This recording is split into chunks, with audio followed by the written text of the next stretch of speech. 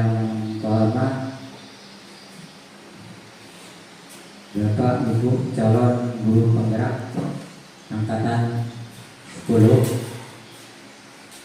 yaitu Pak Al-Hadihak dari SD 7 Simpang 5. Yang kedua, Ibu Sri Wahyuni dari SD 8 Simpang 5. Yang ketiga, Darliana dari SD 11 Simpang 5. Dan yang terhormat Guru SD 7 Simpang 5. Baiklah, pada kesempatan ini atau hari ini saya ingin menyampaikan susunan acara dalam kegiatan diseminasi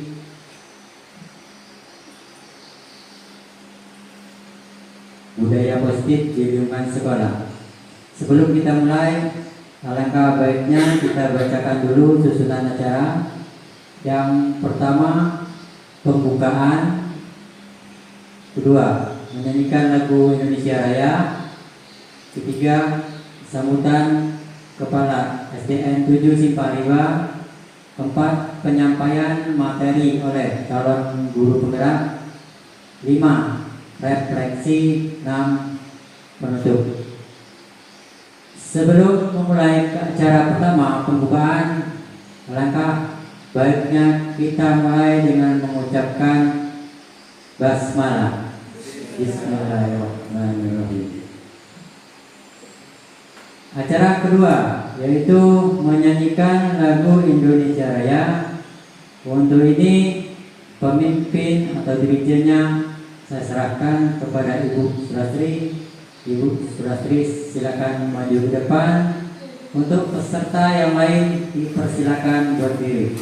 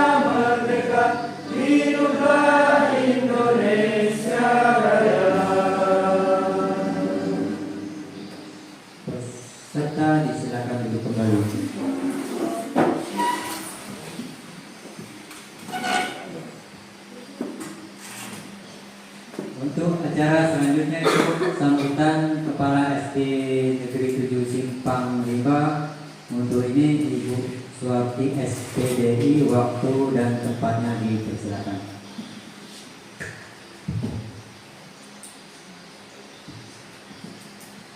Bismillahirrahmanirrahim. Assalamualaikum warahmatullahi wabarakatuh. Yang saya hormati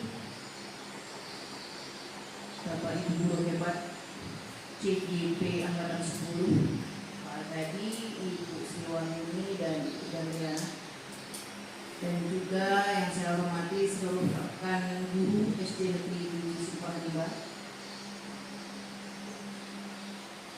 Syukur alhamdulillah hari ini kita dapat dikasih kesempatan oleh Allah untuk berkumpul di ruangan komel kami. Ini bukan Liana Fitri, ini adalah ruang komunitas belajar kami. Setiap kami mengadakan bulan komel, di sini ada tempatnya. Dan ini kami laksanakan dalam 1 minggu ada 2 kali. Mudah-mudahan kegiatan hari ini dalam kegiatan diseminasi budaya positif di lingkungan sekolah, kami selaku guru dapat memperoleh pencerahan dari guru-guru hebat kita. Mudah-mudahan kami dapat menerapkannya pula, dapat mendukung pula program-program kami yang sudah ada, yang sudah berjalan. Mudah-mudahan dapat menambah wawasan kepada kami semua. Untuk itu saya meminta nanti kepada JKP sampaikan apa yang sudah menjadi program Bapak Ibu ke kami, atau mungkin mendapatkan ilmu-ilmu baru selama lokakarya kemarin, sampaikan ke kami agar kami juga bisa mendapatkan tambahan pengetahuan untuk itu. Dan mohon kepada seluruh rekan-rekan guru SD Negeri 7 untuk mengikuti acara ini sampai selesai dengan khidmat sesuai susunan acara yang sudah dipaparkan tadi, sehingga akan berdampak kepada sekolah kita. Itu saja dari saya. Selamat melanjutkan tugasnya untuk para JKP-nya, semangat, dan kawan-kawan kita ikuti bersama kegiatan ini. Mudah-mudahan berjalan dengan lancar. Saya akhiri, bila ada kesalahan saya mohon maaf, kepada Allah saya mohon ampun. Berkata wabillahi taufiq wal hidayah. Wassalamualaikum warahmatullahi wabarakatuh.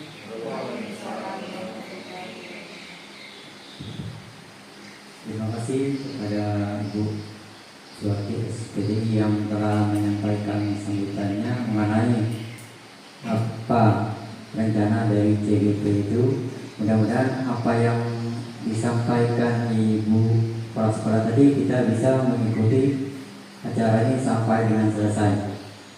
Untuk berikutnya yaitu acara keempat, penyampaian materi oleh CGP yang pada kesempatan ini akan disampaikan oleh Pak Al-Hadi A, SPD. Waktu dan tempatnya kami persilakan. Baik, terima kasih pembawa acara. Baik, assalamualaikum warahmatullahi wabarakatuh. Yang terhormat Kepala Sekolah SD Negeri 7 Simpang 5 beserta guru yang saya hormati, rekan CGP dari SD 8 dan SD 11, itu Bu Sri Wahyuni dan Bu Daryana. Baik Bapak Ibu, kegiatan kami tentunya kami mohon izin kembali ke Kepala Sekolah untuk mengadakan kegiatan ini. Ini adalah pendalaman kami, hasil belajar kami di modul 1.4 atau modul 1 dalam proses CGP. Kami mendiseminasikan apa yang kami dapat dari pembelajaran kami di modul ini. Maka harus disampaikan, dibagikan ke rekan-rekan guru.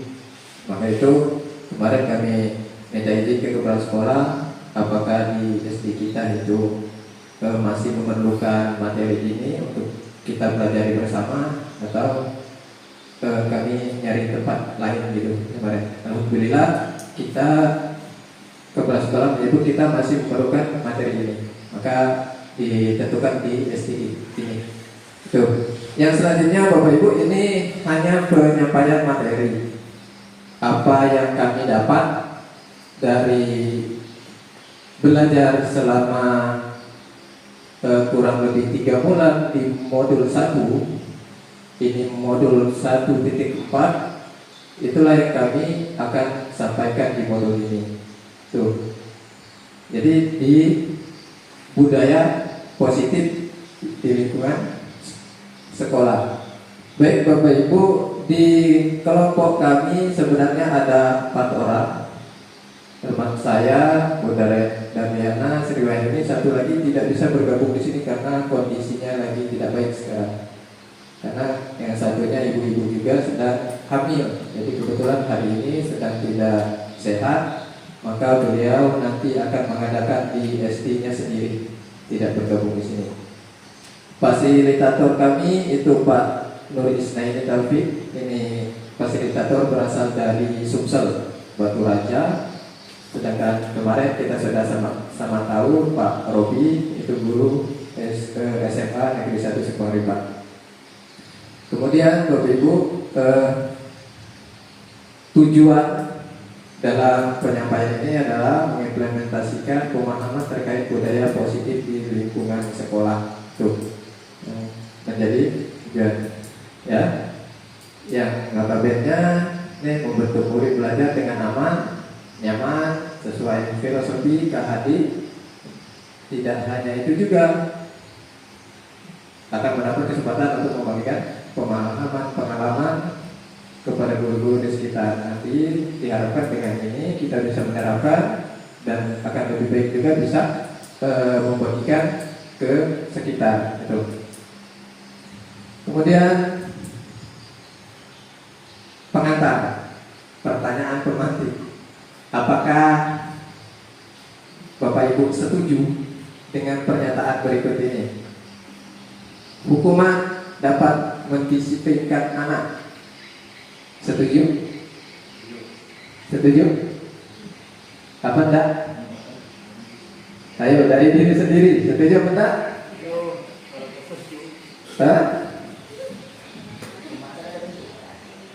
Yang kedua, memberikan hukuman dengan hal positif seperti membaca atau membersihkan halaman juga dapat meningkatkan disiplin anak.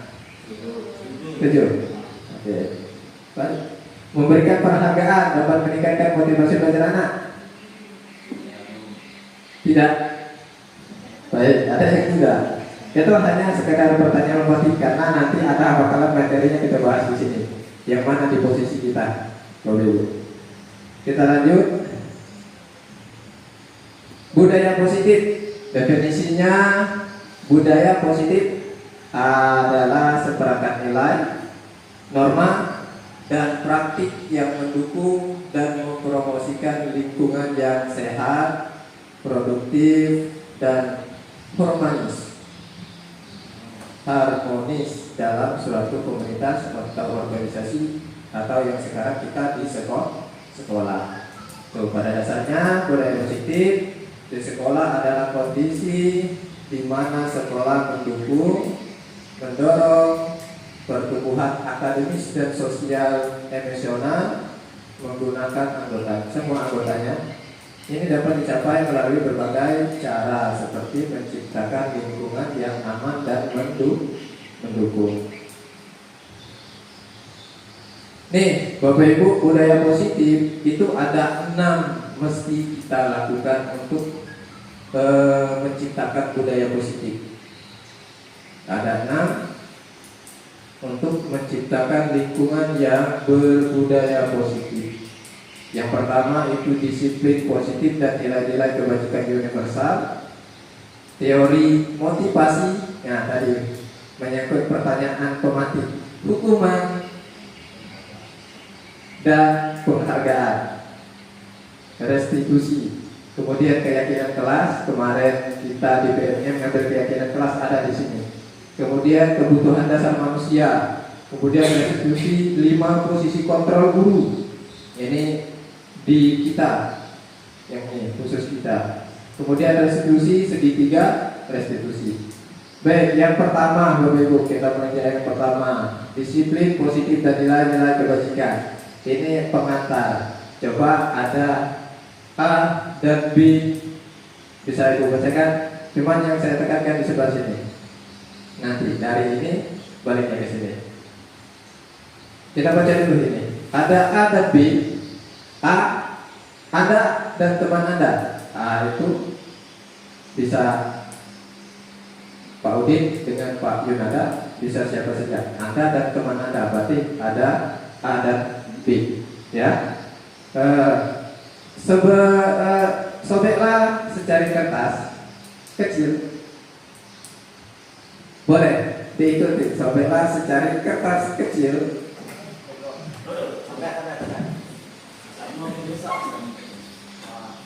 Pak Bapak dengan aku.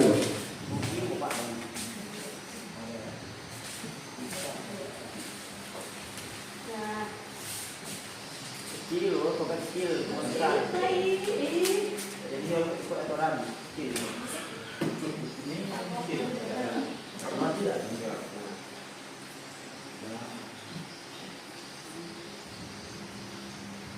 Udah? Sobeklah secari kertas kecil, kemudian tuliskan benda atau sesuatu yang sangat berharga untuk Anda.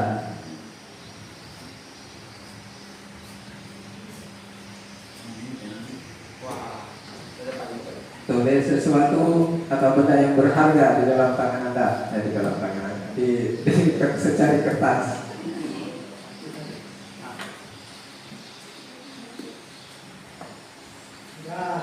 Dah, letakkan di salah satu tangan Anda, di genggam, maksud di genggam,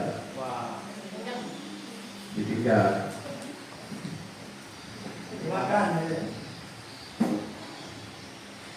Kemudian buatlah sebuah kepala teman Anda si B. Oh, berarti harus dari pasangan dulu. Dari pasangan. Ibu satunya. Pak Yenara dengan Pak Bambang. Oke. Udah dapat pasangan? Coba Pak Bambang nih. Ayo Pak Bambang.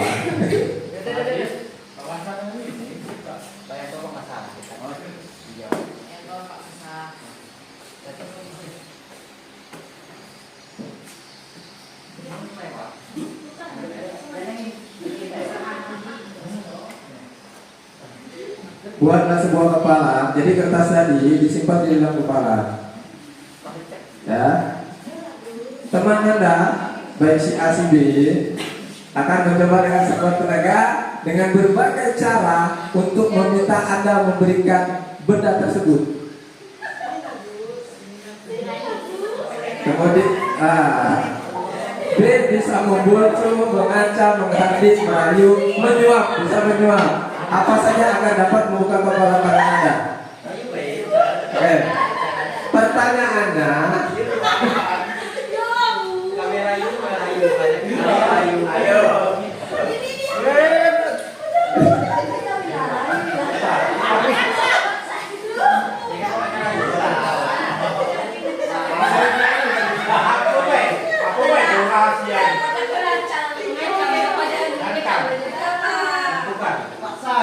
kita ke pertanyaan, apakah Anda atau B membuka kepala tangan Anda?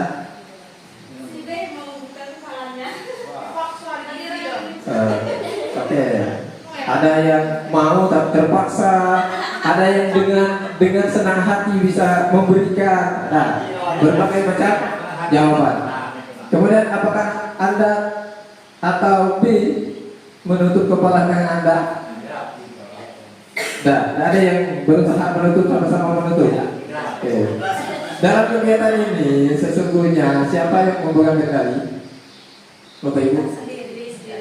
Diri sendiri. Kepala akan kita buka dengan kontrol kita sendiri. Kalau kita ingin buka, ya dibuka. Kalau tidak, dengan segala macam rayuan, bujukan, kita tidak akan melepas. Karena kontrol diri itu ada di diri sendiri, ya. Termasuk siswa, Bapak Ibu. Siswa juga ketika dia mau dirinya dikontrol, baru dia akan mengikuti apa kata gurunya. Ketika tidak, maka dia tidak akan mau. Benar, boleh duduk lagi. Nah, itu pelajaran dari tentang mengepal suatu barang yang berharga. Ketika kita berupaya menahan semua bujukan dari kawan-kawan, itu berarti diri kita tidak mau dikontrol oleh orang lain. Begitupun sebaliknya, Ketika kita memberikan, berarti kita mau dikontrol oleh orang lain. Sama halnya dengan siswa. Ada sebagian siswa yang ketika dengan gini, tapi dia tidak nurut, berarti dia tidak mau dikontrol saat itu. Baik, kita lanjutkan. Miskonsepsi tentang teori kontrol. Yang pertama itu ilusi guru mengontrol murid. Bisa, jadi seolah-olah guru itu menganggap dia bisa mengontrol murid. Padahal teori kontrol tadi itu terletak pada diri orang sendiri, diri sendiri. Murid juga sama. Guru tidak bisa mengontrol murid kalau dia tidak memberikan kesempatan itu untuk dikontrol oleh seorang guru. Maka ada sebagian murid itu yang boleh kita sebutkan yang tidak nurut, boleh dikatakan saat itu, karena dia merasa dirinya nggak mau dikontrol saat itu. Begitupun sebaliknya. Tapi ada upaya tadi membujuk, merayu dan segala macam itu. Kemudian yang kedua, ilusi bahwa semua perbuatan positif, efektif dan bermanfaat. Itu juga miskonsepsi tentang kontrol. Jadi ilusi bahwa semua perbuatan itu positif atau efektif dan bermanfaat. Kemudian yang ketiga, ilusi bahwa kritik dan membuat orang merasa bersalah dapat menguatkan karakter. Pada dasarnya itu tidak tepat, ya. Kemudian juga yang berikutnya, ilusi bahwa orang dewasa memiliki hak untuk memaksa. Tidak. Seperti yang tadi di awal, diri sendiri adalah kontrol dirinya, tidak dikontrol oleh orang lain. Kemudian selanjutnya tentang teori kontrol. Kemarin kita kenal dengan stimulus respon. Ketika kita diberikan hujatan pasti marah, itu respon. Tapi teori kontrol tidak. Perbandingannya bisa kita lihat di tabel di depan. Realitas kebutuhan kita sama, tapi di kontrol tidak, kebutuhan kita berbeda. Kemudian semua orang melihat hal yang sama, tapi di teori kontrol sebaliknya. Setiap orang memiliki gambaran yang berbeda. Maka stimulus itu kebalikannya dari teori kontrol. Kontrol berarti tidak memaksakan. Apa yang kita inginkan harus seperti yang kita inginkan. Padahal siswa punya pandangan yang berbeda. Tuh. Kita lanjut. Disiplin positif. Ini ternyata definisi disiplin positif. Kita bisa kemarin disiplin positif. Ini menurut Galsen, disiplin berasal dari kata disiplina, yang artinya belajar. Disiplin mengacu pada disiplin diri yang memiliki tanggung jawab terhadap apa yang dilakukan berdasarkan nilai-nilai yang diyakini. Itu yang titik yang perlu kita garis bawahi, berdasarkan nilai-nilai yang diyakini. Nanti ada hubungannya dengan pertanyaan pemantik di awal. Kemudian disiplin positif merupakan salah satu cara penerapan disiplin yang bertujuan untuk menumbuhkan kesadaran serta memberdayakan peserta didik. Menumbuhkan kesadaran serta memberdayakan peserta didik tanpa imbalan, penghargaan atau reward, ancaman atau hukuman. Ayo, pertanyaan mati udah terjawab? Udah terjawab? Oke, sebagai pendidik tujuan kita adalah menciptakan peserta didik yang memiliki disiplin diri sehingga mereka berperilaku mengacu pada nilai-nilai kebaikan universal dan memiliki motivasi intrinsik dalam perubahan perilaku ke arah yang lebih baik. Intrinsik itu dari dalam dirinya sendiri, Bapak Ibu. Tidak karena takut dihukum, tidak karena juga diberikan penghargaan. Tuh. Kemudian nilai-nilai kebajikan universal. Ini menurut Ki Hajar Dewantara, bisa kita baca sama-sama, Bapak Ibu.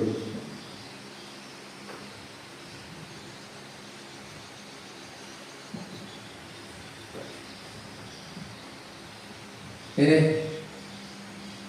nilai universal berdasarkan 6 institusi atau organisasi. Yang perlu kita tekankan adalah di bagian profil pelajar Pancasila, karena ini berhubungan dengan kurikulum kita sekarang. Nih, jadi nilai mengacu ke nilai ini.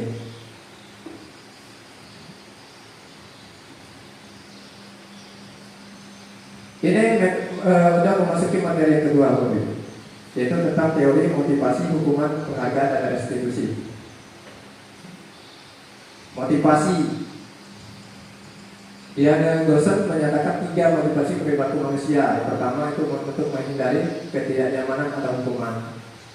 Yang kedua, untuk mendapatkan imbalan tadi atau penghargaan dari orang lain. Yang ketiga, itu untuk menjadi orang yang mereka inginkan dan menghargai diri sendiri dengan nilai-nilai yang mereka percayai. Nah, ini nanti ada hubungannya dengan restitusi. Oh begitu, keyakinan kelas ada hubungannya. Yang kita inginkan siswa kita itu di poin yang ketiga. Di poin yang ketiga, ini tumbuh dari dalam diri peserta didik kita. Bukan yang kedua ini. Kalau kedua ini dari luar masih karena takut hukuman, karena ingin mendapatkan imbalan. Tapi kita nanti yang keyakinan kelas itu nanti ada hubungannya dengan keyakinan kelas yang nanti disampaikan oleh rekan saya. Kita pengen menumbuhkan yang ketiga ini di dalam peserta didik kita dari motivasi perilaku manusia ini. Kita pengen siswa kita itu menjadi orang yang ingin menghargai diri sendiri dengan nilai-nilai yang ada, bukan karena takut dihukum atau pengen dapat imbalan. Misal suatu di kelas tertentu ada keyakinan kelas, misalkan menjaga kebersihan kelas. Nah, kita pengen siswa itu menjaga kebersihan kelas itu karena dia ngerasa punya nilai dalam hal itu, bukan karena dia takut kena hukum. Oh, aku dihukum kelas, atau dia berpikir, wah kalau aku selalu membersihkan kelas akan dapat hadiah. Bukan itu yang kita harapkan, tapi di poin yang ketiga. Selanjutnya, Bapak Ibu, hukuman dan penghargaan. Boleh kita baca. Tadi berkaitan dengan pemati. Tindakan terhadap suatu pelanggaran pada umumnya berbentuk hukuman atau konsekuensi. Restitusi adalah proses penciptaan kondisi bagi murid untuk memperbaiki kesalahan mereka. Itu restitusi, Bapak Ibu. Proses menciptakan kondisi bagi murid untuk memperbaiki kesalahan. Dan kemudian restitusi juga proses kolaboratif antara peserta didik dan gurunya, untuk mencari solusi untuk masalah mereka, bukan hukuman. Ya, kalau menggunakan restitusi. Nah, ini tabel tentang hukuman, konsekuensi, dan restitusi. Kadang ini hubungannya dengan 5 kontrol guru begitu. Ada yang hobi menghukum, ada yang membuat merasa bersalah nanti. Tapi yang kita belajar ini, hukuman itu seperti ini. Ada sesuatu yang menyatakan harus terjadi ketika itu juga. Nah, itu hukuman. Kalau konsekuensi itu intinya, konsekuensi itu telah kita sepakati bersama anak. Misal dia melanggar sesuatu akan ada konsekuensinya. Misal dia telah harus menulis sebanyak berapa lembar. Dia udah tahu. Bedanya dengan hukuman adalah saat itu juga anak-anak nggak tahu. Ketika dia salah, dia langsung diberikan sanksinya. Itu bedanya. Kalau restitusi tadi jelas, kita kolaborasi untuk gimana peserta didik itu bisa memperbaiki kesalahannya. Tidak di hukuman, tidak di konsekuensi. Kemudian nih yang lanjutannya. Contohnya kalau negatif itu awas. Kalau dilakukan lagi nanti awas kamu. Ini berupa ancaman. Ya. Ketika itu juga, karena belum tahu, awas kamu lakukan lagi, nah, itu ancaman. Tapi kalau netral, lakukan apa yang kamu katakan. Kalau positifnya, apa hal ini sesungguhnya ingin kamu lakukan, itu persamaan dari hukuman, konsekuensi dan restitusi tadi.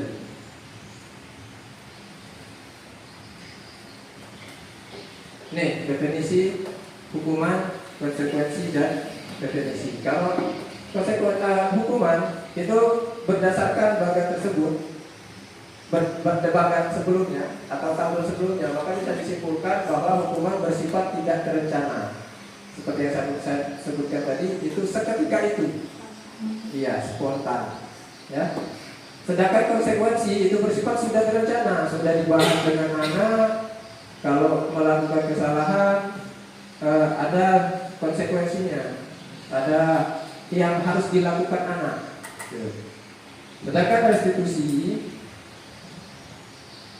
itu tadi menetral, kita membuat siswa itu ingin memperbaiki dirinya. Kalau restitusi dihukum oleh penghargaan, tadi penghargaan efektif tidak menginginkan seorang melakukan sesuatu yang kita inginkan. Tidak.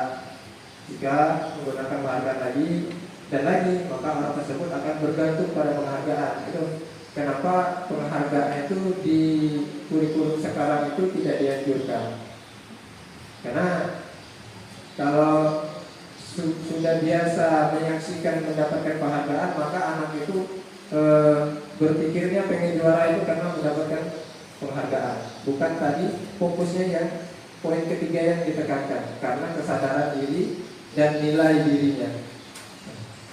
Jika mendapatkan penghargaan untuk melakukan sesuatu yang baik, maka saya kira berharap mendapatkan penghargaan tersebut lagi. Nah, terus kalau diberikan penghargaan.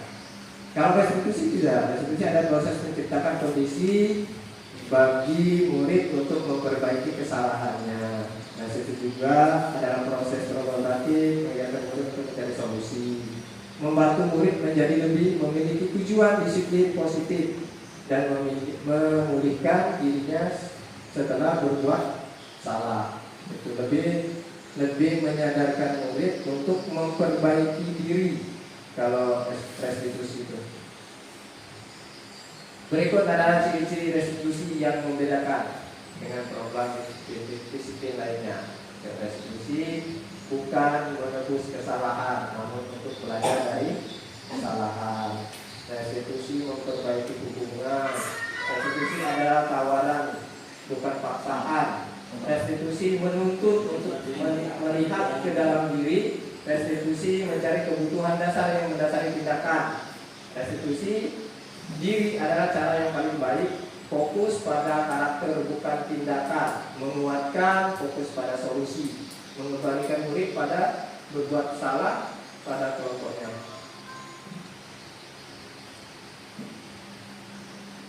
Oke, itu materi yang dua awal, Bapak Ibu. Kemudian yang selanjutnya akan disampaikan Bu Sri. Berapa Bu Sri di persilakan.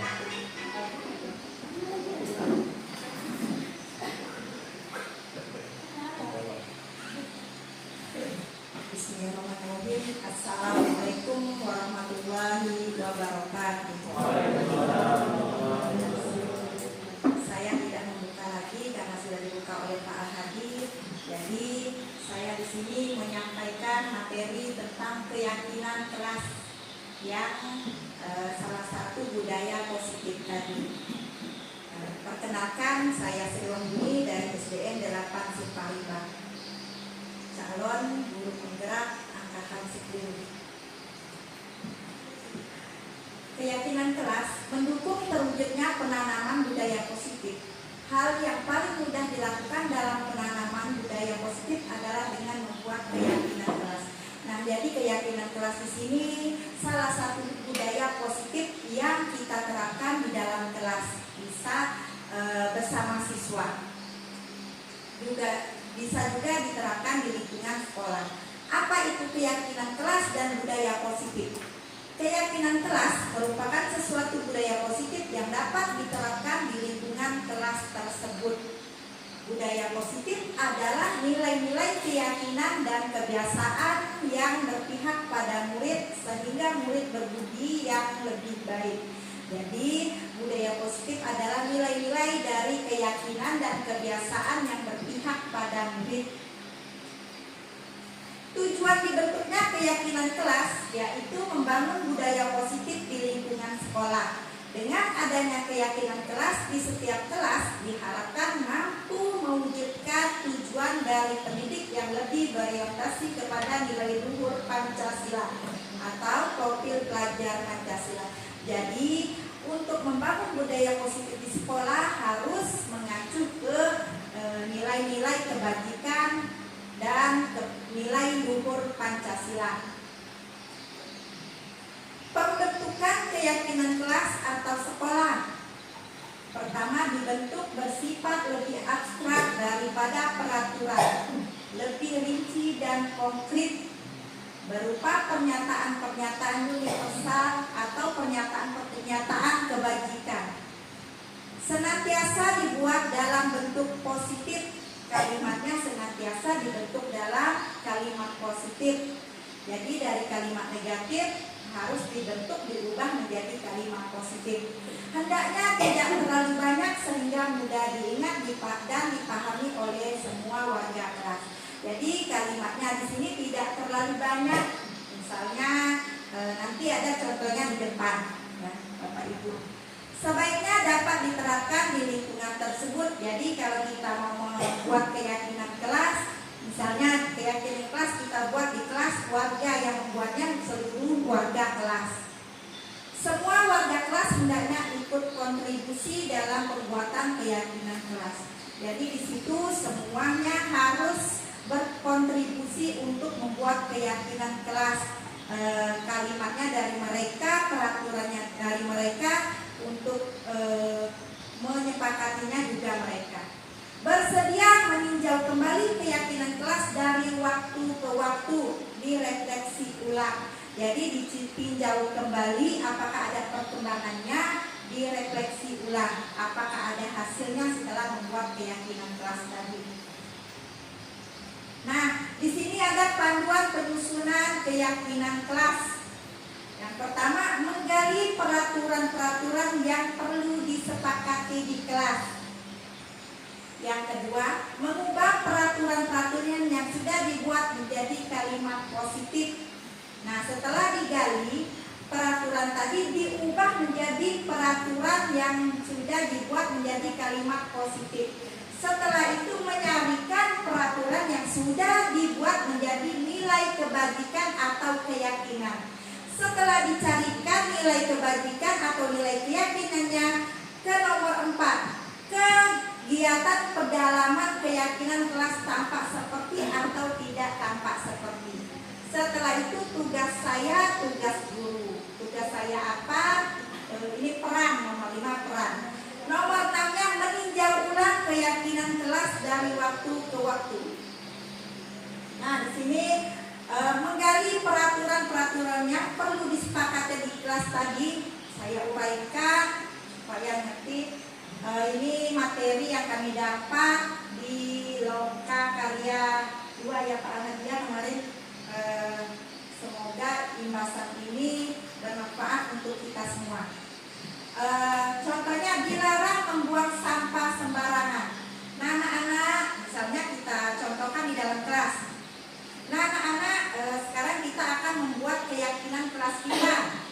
Ayo, apa keyakinan kelas kita yang maunya seperti apa, bagaimana? Ini Bu, dilarang membuang sampah sembarangan. Kata anak-anak, dari anak-anak dituliskan kita yang akan nanti mengubah ke kalimat positifnya. Tidak boleh mencontek Bu, kata anak-anak tadi kan.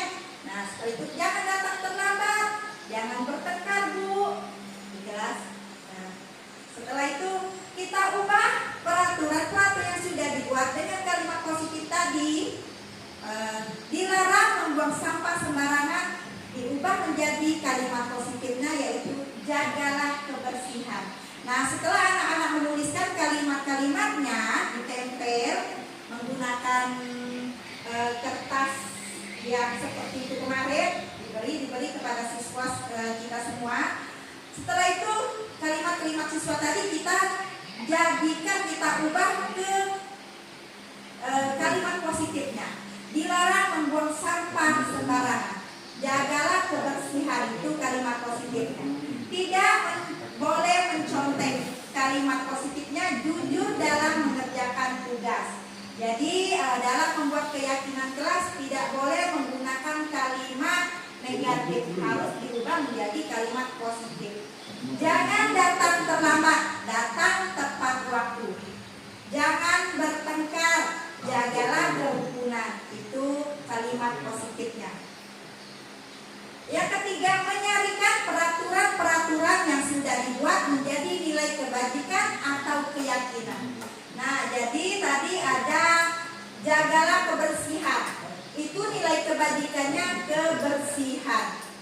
Jadi dalam membuat keyakinan kelas diselipkan nilai kebajikannya supaya anak-anak terbiasa melakukan nilai-nilai kebajikan di kelas. Jujur dalam mengerjakan tugas, nilai kebajikannya jujur. Datang tepat waktu, nilai kebajikannya disiplin. Jangan bertengkar, nilai kewajibannya menghargai. 4. Kegiatan-kegiatan pedalaman keyakinan kelas. Kegiatan tampak seperti atau tidak tampak seperti. Hormat misalnya tampak seperti datang tepat waktu, tidak tampaknya seperti sering hadir terlambat. Nah, itu contoh tampak seperti dan tidak tampak seperti. Menyapa teman dan guru setiap hari, tidak tampak seperti tak acuh kepada teman dan guru. Bekerja tampak seperti tekun bekerja dan menyimak guru, tidak tampak seperti tidak mendengar guru dan acuh tak acuh. Nah, di dalam kelas setelah dibuatkan keyakinan kelas, ada tidak hasilnya, tampak tidak sepertinya. Setelah dibuatkan keyakinan kelas tadi, rasa diterima dan dimiliki. Nah, anak-anak ini ingin sikapnya rasa diterima dan dimiliki, melibatkan semua anggota kelompok, memberikan kata-kata atau komen-komen membesarkan hati bila teman kita berhasil. Marah atau iri tidak tampaknya seperti marah atau iri atas keberhasilan teman-teman kita. Yang kelima, kegiatan pendalaman keyakinan kelas. Tugas saya, tugas guru. Ini peran setelah keyakinan kelasnya dibuat, sudah dihias, ditempelkan ke dinding. Anak-anak, tugas untuk menjaga kebersihan itu siapa? Seperti itu, kita semua kan seperti itu menerapkannya kepada anak-anak. Tugas guru mengajar, tugas siswa belajar. Mendidik, tugas guru, tugas murid mencoba. Tugas guru menjawab pertanyaan, tugas murid menghasilkan yang terbaik. Guru tugasnya bukan menyakiti atau disakiti, itu bukan tugas guru. Tugas murid bukan menyakiti atau disakiti. Jadi nanti keyakinan kelas ini ada hubungannya dengan segitiga restitusi. Setelah itu keenam, meninjau ulang keyakinan kelas dari waktu ke waktu. Setelah kita buat keyakinan kelas tadi, kita tinjau kembali, kita refleksi kembali, ada tidak hasilnya dari keyakinan kelas tadi. Kira-kira seperti itu. Semoga bisa diterapkan di kelas kita masing-masing atau di sekolah kita ya Bapak Ibu. Itulah tentang keyakinan kelas. Materi selanjutnya akan disampaikan oleh siapa lagi? Pak Al-Hadi. Ya, Pak Al-Hadi silakan.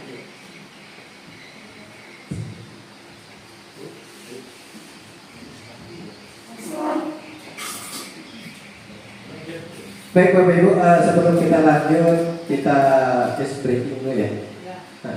Baik. Boleh Bapak Ibu cari pasangan lagi. Sebelumnya cari pasangan. Silakan cari pasangan. Dua. Biar santai. Boleh berdiri Bapak Ibu, boleh berdiri. Perhatikan ada dua nama, ada si Abi, ada si Abu. Silakan pasangannya tentukan siapa yang Abi dan siapa yang Abu.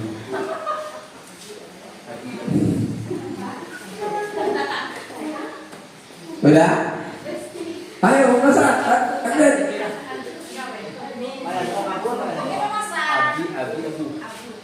Abi dan Abu. Silakan. Yang Abi dia tangan. Abi tangan. Ayo. Berarti Abu. Perhatikan instruksinya. Ketika saya menyebutkan salah satu nama, maka yang disebutkan itu menangkap tangan lawannya. Misalkan Abi, berarti Abi nangkap tangan Abu. Jadi posisinya tangannya berhadapan, beri jarak sekitar 10 cm. Oke. Bisa? Baik. Perhatikan. Dengarkan instruksinya. Siap belum? Aku. Gak ada. Bukan. Tetap di situ. Ingat, yang Abah dan Abi di luar itu ya. Abi dan Abu. Yang disebut nangkap. Udah, fokus Abu. Ada yang berapa? Dapat. Sekali lagi ya. Ayo, siap. Jadi yang disebutkan nangkap. Jangan saling nangkap. Tabrak ada. Yang disebut nangkap. Abi.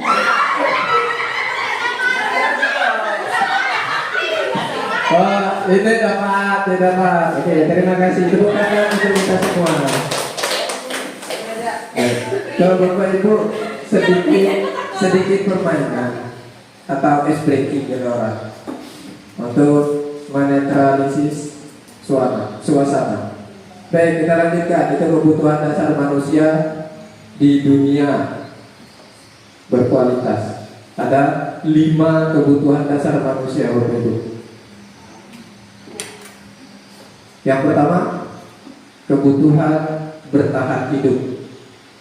Jadi kebutuhan bertahan hidup ini kebutuhan fisiologis manusia, termasuk pangan, pakaian, itu kebutuhan untuk bertahan hidup. Kemudian kasih sayang dan rasa diterima. Kasih sayang dan rasa diterima. Jadi siswa kita perlu kita cari tahu ini kebutuhannya, karena ketika dia tidak menemukan salah satu kebutuhan ini, pasti anak-anak itu akan melakukan atau pengen mendapatkan itu di lingkungan sekolah jika tidak didapatkan di lingkungan rumahnya. Maka kita sebagai guru perlu mengetahui kebutuhan dasar murid kita. Nah, kemudian kesenangan itu ketika dia tidak bisa mendapatkan di lingkungan keluarganya, maka dia pengen dapat kesenangan itu di sekolah, khususnya di kelasnya, di gurunya. Maka kita perlu ketika anak ini misalkan selalu minta perhatian, berarti dia kurang diperhatikan di rumahnya, tidak ada rasa kesenangannya. Maka kita perlu memberikan rasa kesenangan itu. Kebebasan tidak selalu dilarang, termasuk kebebasan pemilu. Kemudian penguasaan ini kebutuhan yang kelima tentang karakter murid itu sendiri. Jadi ketika dia merasa diawasi dan tidak diawasi, maka kondisi psikologisnya berbeda. Tuh. Ini kebutuhan 5 dasar manusia yang perlu kita pahami. Kalau mau dijabarkan ini panjang Bapak Ibu. Jadi saya buatkan seperti ini secara singkat. Namun untuk penjelasan, kalau mau dijelaskan materi yang sebanyak ini tidak akan selesai dalam 1 hari. Kami Loka Karya hanya materi keyakinan kelas saja 8 jam. Sebenarnya kalau mau disampaikan sebagai apa ya? Sebagai penerapan atau sebagai materi suatu workshop, maka ini dibagi satu-satu kegiatan. Tidak bisa di-handle dalam 6 kegiatan 1 kali pertemuan.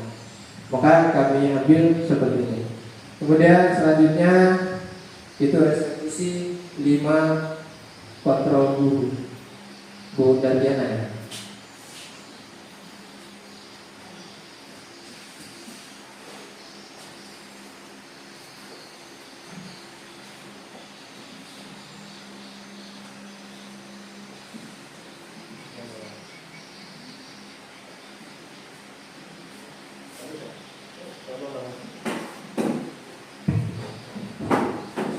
Bismillahirrahmanirrahim. Assalamualaikum warahmatullahi wabarakatuh. Baik, saya akan memperkenalkan diri walaupun tadi sudah diperkenalkan.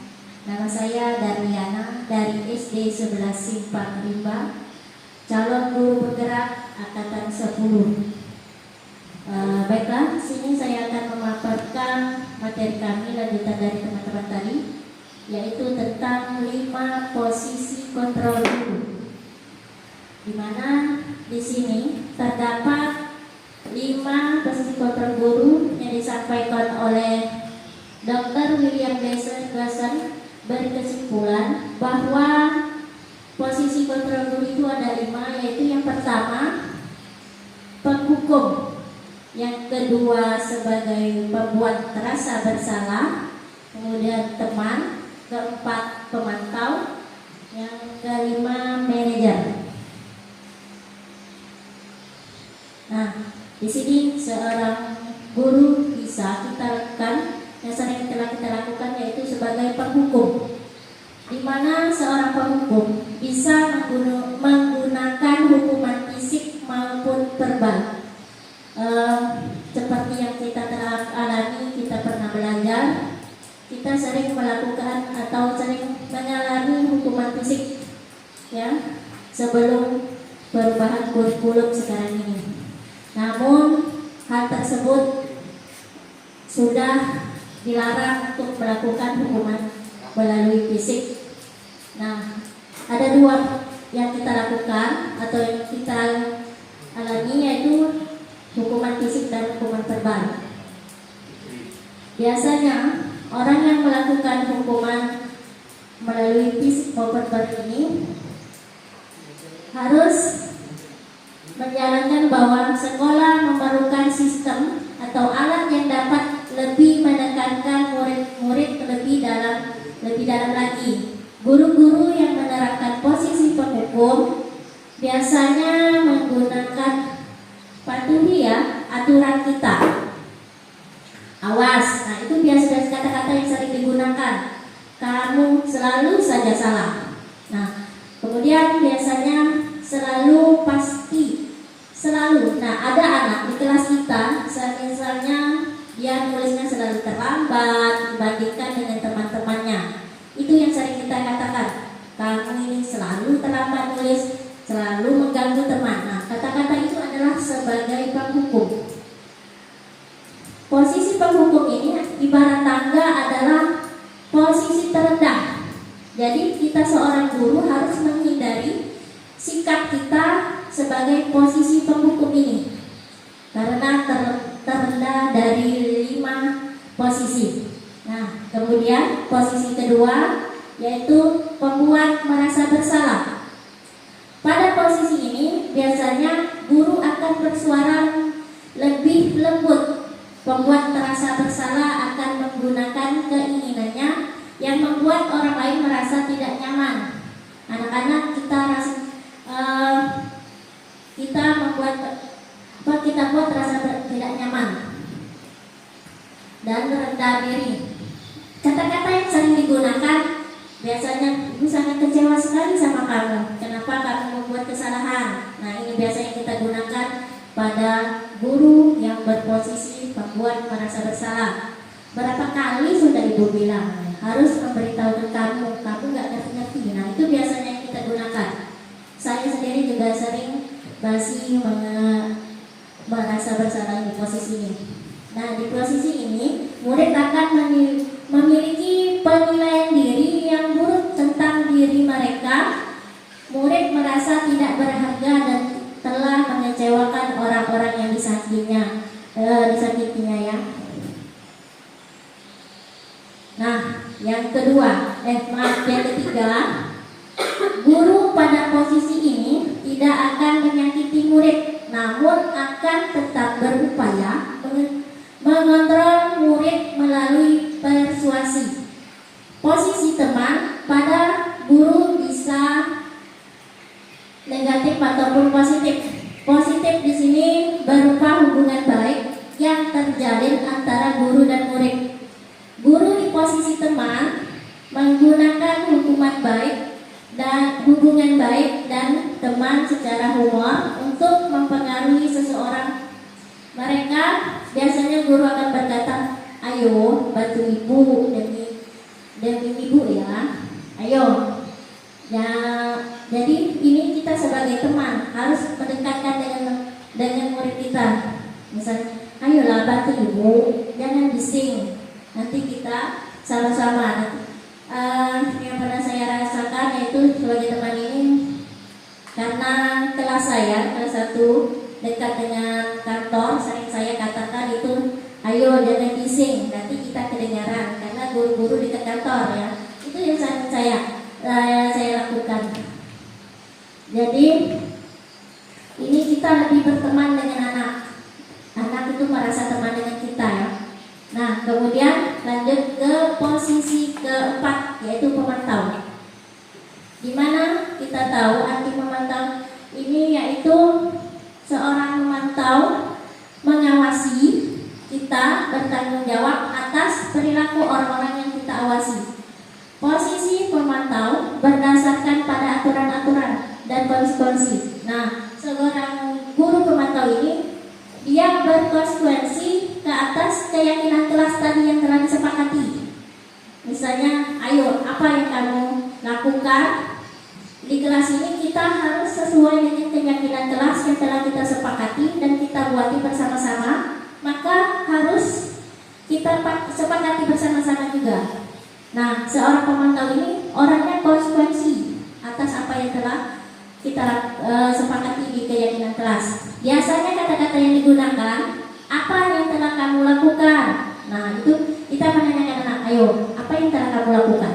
Kemudian sanksinya kamu tahu kan, apa yang telah kamu laksanakan atau kamu langgar tadi kamu lakukan.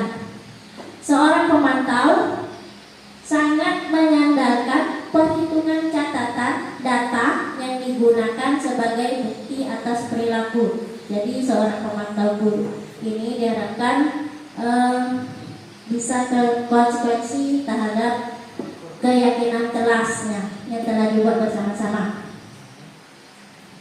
Lanjut yaitu posisi manajer. Seorang manajer ini adalah posisi yang tertinggi atau teratas, yang seharusnya posisi inilah yang kita miliki, yang harus kita yang ada di dalam yang kita tanamkan pada diri kita, seorang guru. Karena posisi ini adalah posisi di mana guru berbuat sesuatu bersama dengan murid, mempersilahkan murid mempertanggungjawabkan perilakunya. Jadi kita bersama-sama dengan murid untuk mengatasi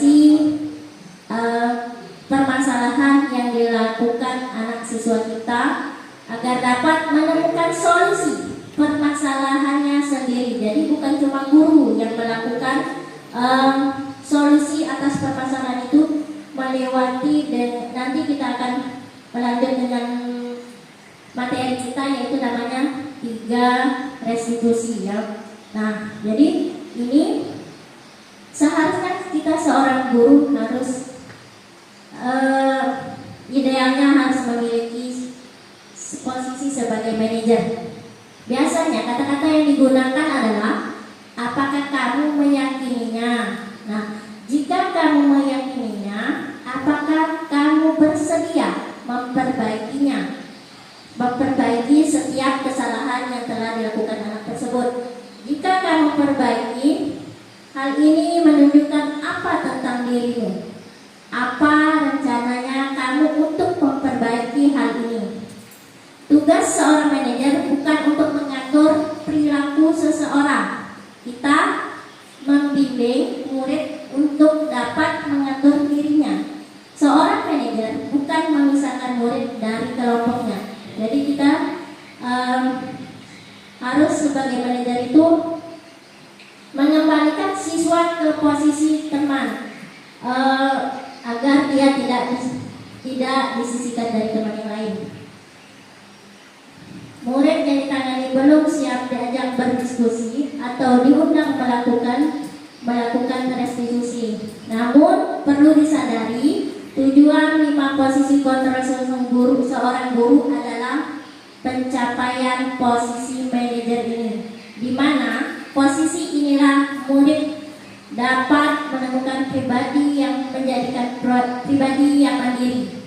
Mereka dan bertanggung jawab atas segala perilaku dan sikapnya, yang pada akhirnya menciptakan lingkungan yang positif dan nyaman. Mungkin itulah yang dapat saya sampaikan tentang 5 posisi kontrol guru.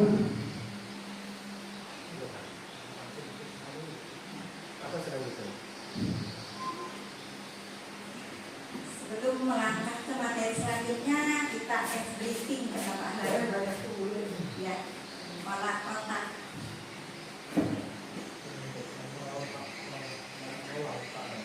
Restitusi segitiga restitusi. Sebelum melangkah ke segitiga restitusi, ada briefing olah otak agar kita bisa konsentrasi. Ikuti dan ulangi kata saya. Ikuti dan ulangi kata saya. Bola, bola, bola. Bola, bola, bola. Tendang, tendang, tendang. Tendang, tendang, tendang. Bola, bola, bola. Bola, bola, bola. Tendang, tendang, tendang. Tendang, tendang, tendang. Ada berapa bola? Ada berapa bola? Pertanyaannya itu. Ikuti dan ulangi. Tendang, tendang, tendang. Tendang, tendang, tendang. Bola, bola, bola. Bola, bola, bola. Tendang, tendang, tendang. Tendang, tendang, tendang. Bola, bola, bola. Bola, bola, bola. Ada berapa tendang? Ada berapa tendang? Oke, semuanya sudah konsentrasi. Tidak ada yang menghitung bola dan tendangnya. Semua mengikuti dan mengulangi. Hebat sekali. Tepuk tangan untuk kita semua. Ya. Kalau Di sini saya menjelaskan tentang restitusi, segitiga restitusi.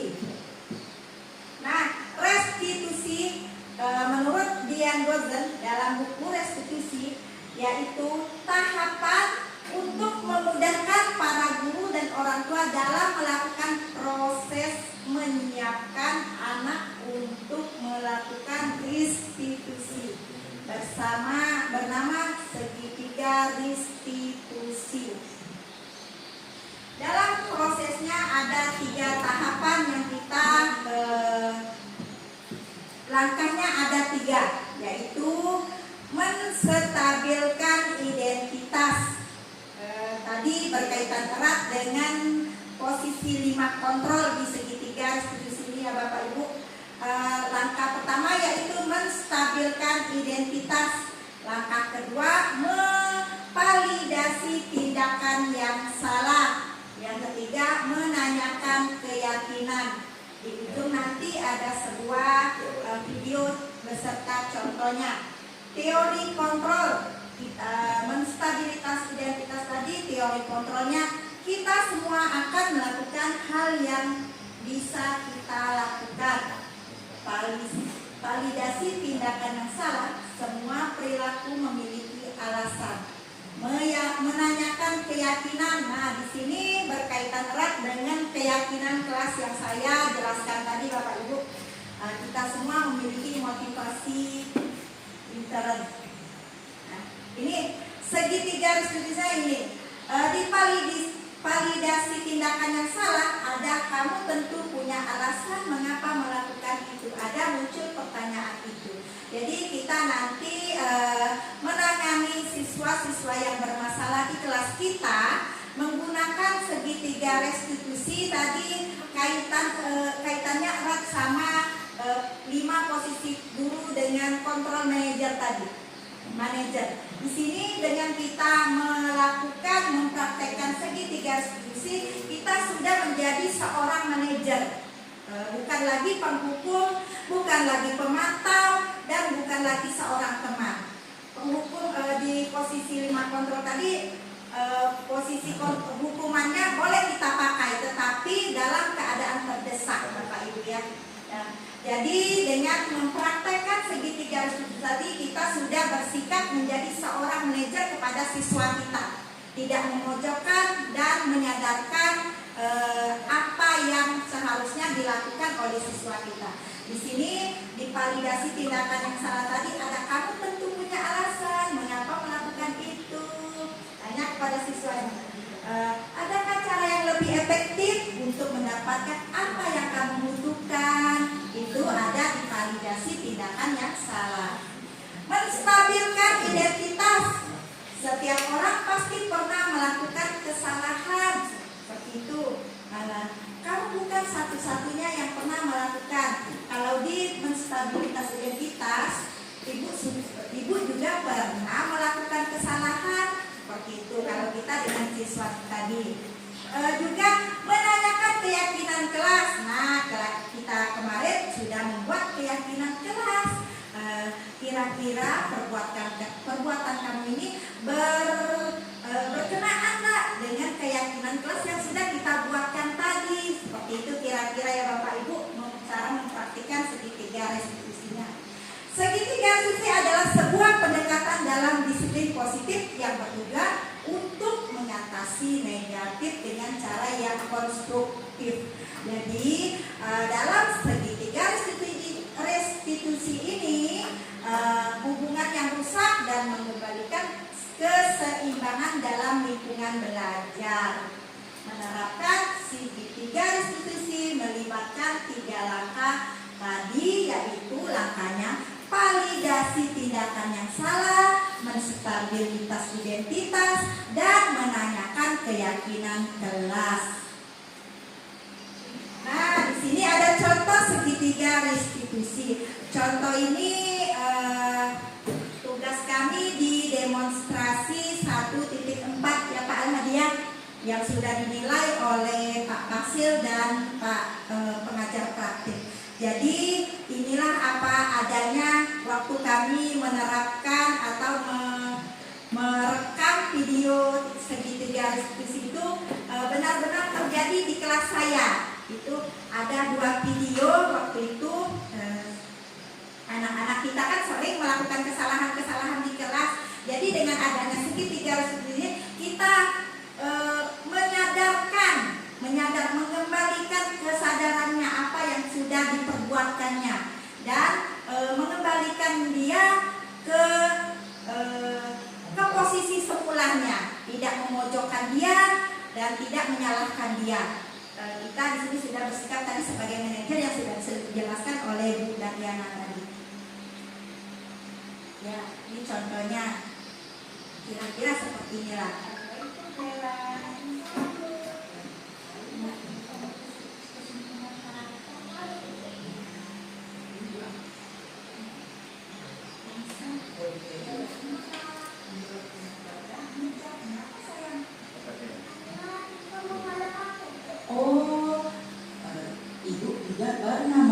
dilakukan seperti itu, ibu merasa kesal, merasa jenuh dengan teman ibu. Ini dipraktekkan dengan anak kelas 1 saja. Jadi mohon ya, yang tanya tadi berkenaan nggak dengan keyakinan kelas yang sudah kita buat? Iya.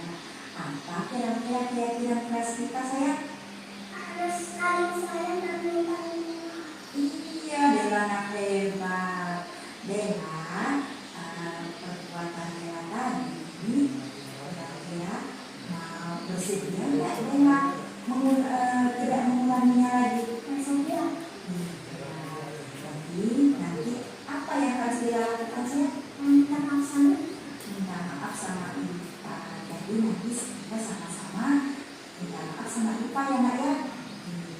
Anak Dela ya, silakan istirahat dulu Dela.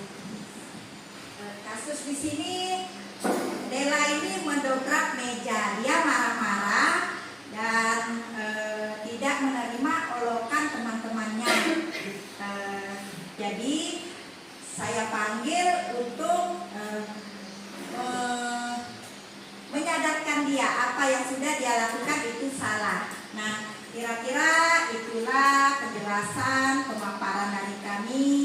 Kalau ada yang salah, ada yang kerja, mohon maaf. Terima kasih. Terima kasih Bu, Bapak Ibu semua atas waktu dan kesempatannya.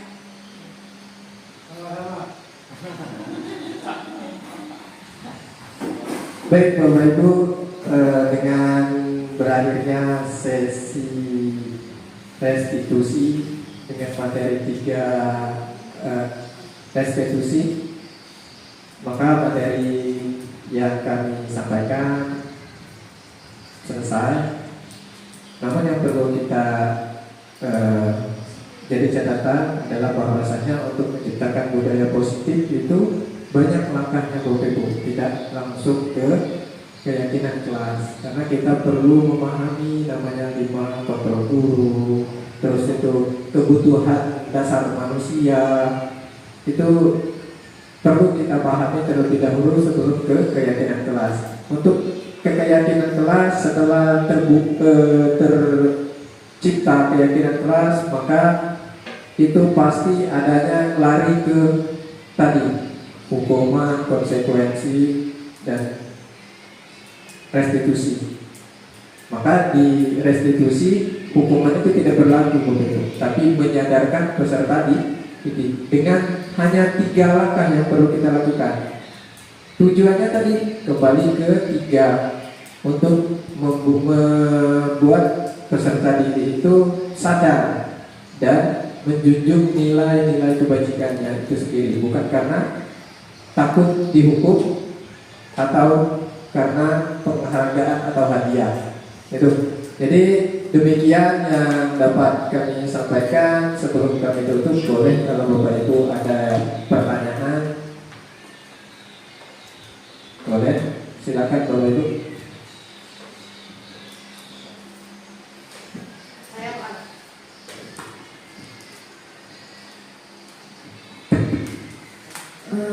Yang saya tanyakan,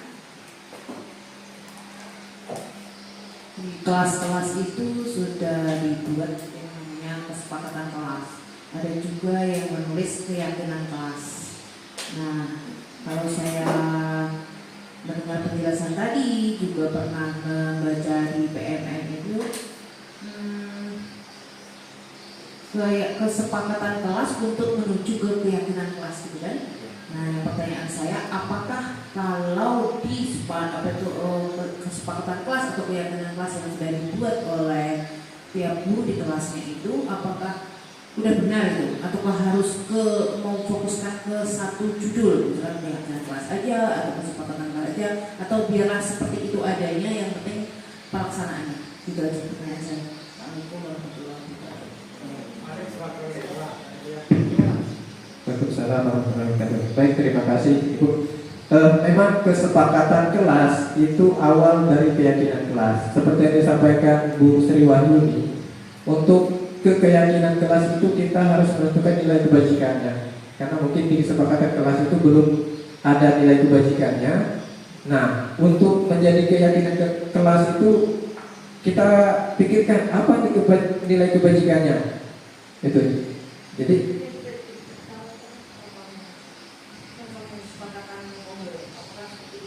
Dan baik konten yang sangat maaf untuk kita Bapak lihat. Apakah seperti itu belum atau gimana? Kamu belum dari kelas seperti itu.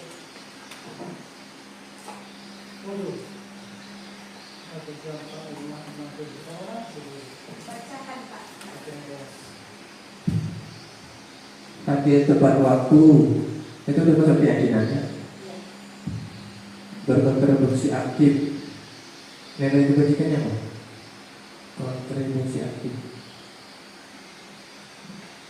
Jadi pada kuncinya itu bedanya kesepakatan kelas dengan keyakinan kelas. Kita harus menentukan nilai kebajikannya. Di dalam keyakinan kelas harus ada nilai kebajikan yang dituju. Misalkan tadi hadir tepat waktu kan disiplin, intinya disiplin ya. Anaknya harus disiplin. Gitu. Jadi letaknya mungkin boleh kita refleksi kembali yang kesepakatan di kelas itu. Coba kalau memang udah ada nilai kebajikannya, boleh dianukan dengan keyakinan kelas. Karena pada dasarnya keyakinan kelas bukan kesepakatan kelas. Jadi judulnya keyakinan kelas. Iya. Kalau untuk budaya positif. Betul.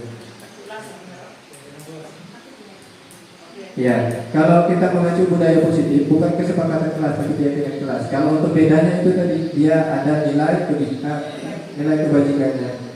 Betul. Begitu Bu kira-kira. Yang lain ada Bu Ibu? Kamu yang nambah? Bu Sri? Misalnya di situ jangan mencoret dinding ya, kalimat negatifnya. Kalimat positifnya jagalah kebersihan, jagalah keindahan kan. Nilai kebajikannya kebersihan. Di situ sudah ada mencakup nilai kebajikannya. Jadi dari kalimat negatif diubah menjadi kalimat positif, dari kalimat positif menuju nilai kebajikannya. Kalau keyakinan kelasnya sudah mencakup nilai kebajikannya, menurut kita sudah ada nilai kebajikannya, berarti di situ sudah ada keyakinan kelasnya sudah benar. Seperti itu Bapak Ibu. Itu adalah yang ingat dengan kesepakatan kelas tadi atau keyakinan kelas. Jadi minta koreksi lah kayak.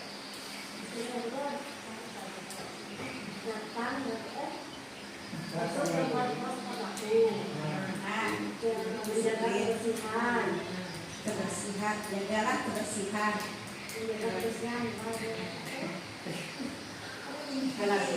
Kalimat positifnya juga jadi jagalah kebersihan. Sebelumnya sudah belajar. Benar. Tapi tidak zaman. Selalu menjaga kebersihan kelas. Kebersihan tidak. Disiplin dan patuh. Kalimatnya jangan ada kata jangan seperti itu. Kalau ada kata jangan itu kalimat negatif. Jadi dari kalimat negatif harus diubah ke kalimat yang positif. Dari kalimat positif tadi kita carikan nilai-nilai kebajikannya.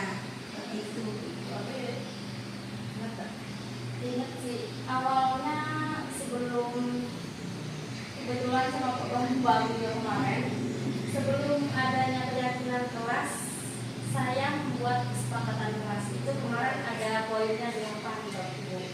Kebetulan karena udah nyari juga di PLN, terbuatlah keyakinan kelas menjadi 4. Ya. Awalnya kemarin ada kata-kata jangan membuang sampah pada jangan membuang sampah sembarangan, terus tidak boleh datang terlambat, kemudian tidak boleh merusak kelas. Itu kan kalimat negatif semua. Nah, sudah dijadikan kalimat positif, jagalah kebersihan kelas, datang tepat waktu. Udah intinya dari ke-8 tadi udah diakumulasikan jadi keyakinan kelas. Sudah positif kalimat. Dengan membuat keyakinan kelas ini anak-anak siswa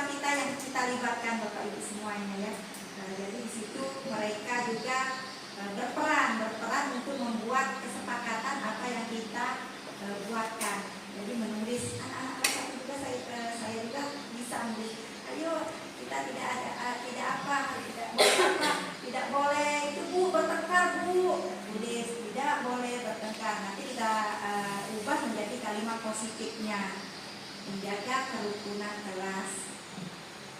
Nilai kebalikannya kerukunan tadi dijelaskan seperti itu. Terima kasih Bu. Ada Bu, Ya, silakan Pak. apakah setiap kelas itu setiap siswa naik akan berubah? Misalnya 5 per tahun, misalnya setahun naik, kelas 6 ada kelas 5 yang termasuk. Atau perlu dirubah atau tidak, atau pakai yang itulah. Apa yang perlu kita rubah? Apa mau itu atau Karena siswa baru Pak ya, jadi kita buat baru, tidak sama dengan yang lama kesepakatannya. Berbeda-beda, meninjau kembali setelah dibuat tadi Pak. Ya, karena siswanya baru naik kelas 6, kesepakatan itu tidak terpakai lagi, yang itu milik mereka yang lama. Jadi kesepakatan yang baru ini kita buat ulang lagi. Apa kehendak mereka, apa yang mau di mereka. Jadi supaya kelas itu merasa aman, mereka sendiri yang mengendalikannya. Oh, kami sudah membuat, nanti mereka akan berasa Pak kalau membuat baru. Oh, kemarin kami sudah membuat kesepakatan kelas dengan Bapak bahwa tidak boleh membuang sampah sembarangan, harus membuang sampah pada tempatnya, seperti itu, menjaga kebersihan tadi Pak. Saya tambahkan Mbak, paling tidak setiap anak itu kita bikin keyakinan kelas itu 1 tahun sekali atau di awal semester. Nah, kalau paling banyak itu 2 semester. Jadi anak-anak itu ingat lagi apa yang disepakatinya. Dan bila perlu dibikin kesepakatan itu berupa tanda tangan.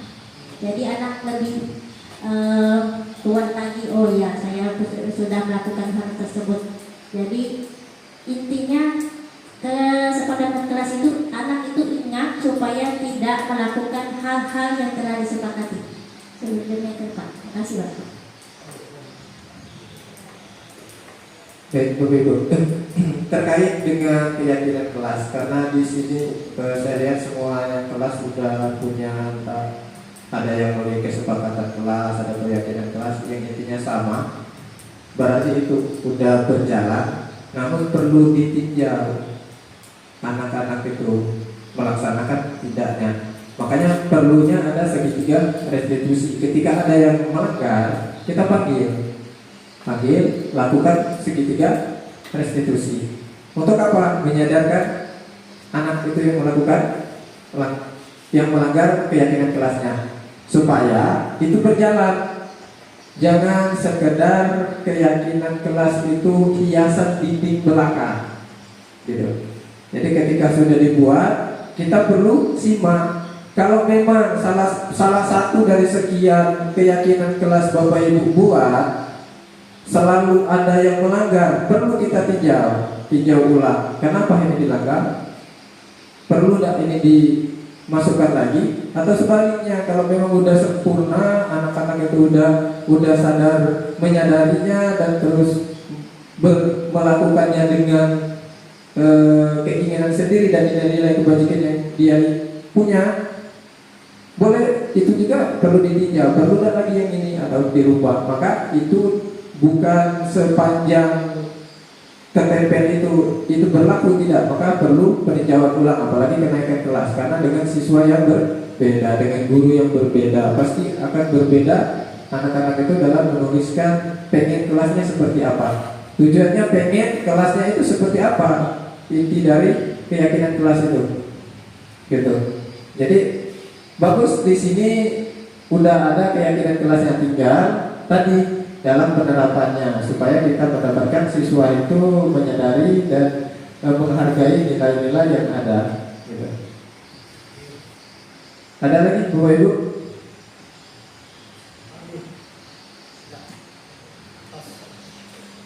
Jadi itu Bapak Ibu ya.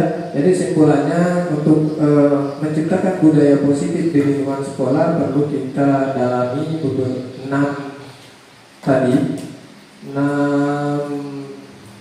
langkah dalam menciptakan budaya positif di lingkungan sekolah, termasuk kontrol guru, apalagi tentang hukuman tadi, karena kebanyakan kita, khususnya saya sendiri, mungkin termasuk guru yang penghukum. Jadi itu perlu kita perbaiki kalau kita mau menuju suasana budaya positif di lingkungan sekolah. Nah, kebutuhan dasar manusia, 5 posisi kontrol guru. Nah, berkaitan 5 posisi kontrol guru, Bapak Ibu, yang paling baik itu telah dijelaskan kalau tadi kita sebagai manajer. Kalaupun tidak mampu sebagai manajer, itu sebagai pemantau yang baiknya. Di sisa itu, tapi semua itu bisa dipakai. Semua itu bisa dipakai tergantung situasi dan kondisi. Nah, bukan berarti penghukum itu dia kontrol yang paling buruk tidak perlu dipakai, tidak. Tapi ada saatnya kita memerlukan posisi kontrol itu sebagai penghukum. Tapi tidak serta-merta kita harus memposisikan diri sebagai penghukum. Akan lebih baik sebagai manajer. Ada hubungannya dengan restitusi tadi. 3 langkah restitusi tadi itu langkah manajer, Bapak Ibu. Jadi tidak menghukum ketika anak melakukan kesalahan, ditanya apa, terus tuh kenapa dia melakukannya, terus disadarkan salah tidak, terus ditanya mau tidak memperbaikinya. Ketika memperbaikinya, ya berarti itu menyadarkan peserta didik. Itu yang paling baik dalam budaya positif. Memang ini lebih banyaknya ke guru, termasuk keyakinan kelas. Oke, keyakinan kelas kita buat secara bersama, tapi untuk mengontrol itu guru. Ketika ada yang melanggar, kita tidak, ya udah, tetap diomongin gitu. Nah, maka perlu dilakukan langkah segitiga restitusi tadi buat menyadarkannya. Gitu. Saya rasa cukup dari kami, Bapak Ibu. Terima kasih atas waktu yang diberikan.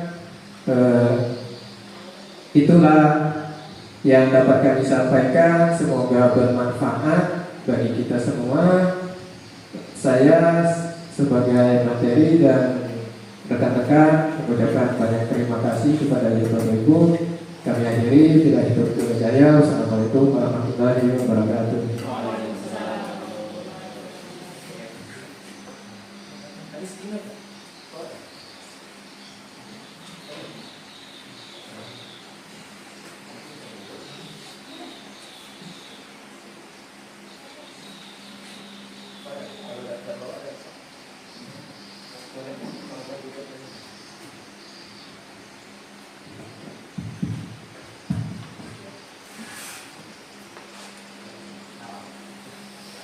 Baiklah, itulah tadi paparan yang disampaikan oleh 3 CGP, Pak Mahadi, Ibu Sri Wahyuni, Dariana mengenai